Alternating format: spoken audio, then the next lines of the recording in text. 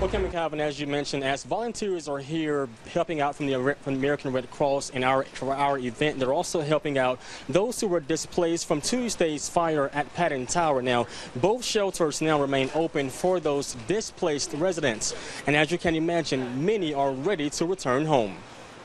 So soon as they finish assessing it, then they're going to let us know what is going on from that point. Today, emotions ran high for the more than 100 displaced residents inside the Brainerd Rec Center.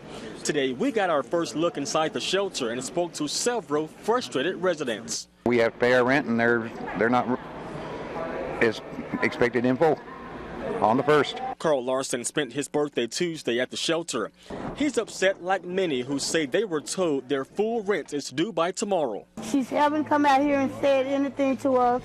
She's sending messages talking about make sure you pay your rent.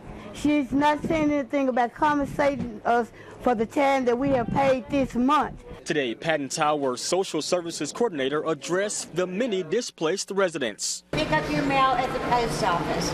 We asked Candace Sharp if these residents would still have to pay up their full rent next month after being forced out their home from a fire. You have to ask corporate. Meanwhile, the Red Cross and the Salvation Army have been on hand since Tuesday, making sure residents are getting the proper care and shelter they need, all while holding Patton Tower's management accountable. We're working with our local agencies and partners to ask those tough questions. You know, we're obviously not in their shoes, but we do feel for these people. We did not see a dramatic drop like we were expecting, and what that tells us is that these folks really need a place to go.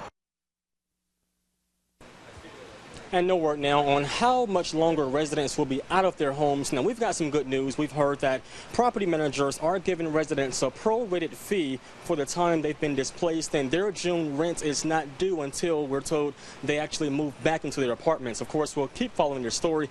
We're told Mayor Andy Burke will address the city at some point tomorrow. We're live tonight. I'm Jerry Askin. Back to you all. Okay, thank you, Jerry.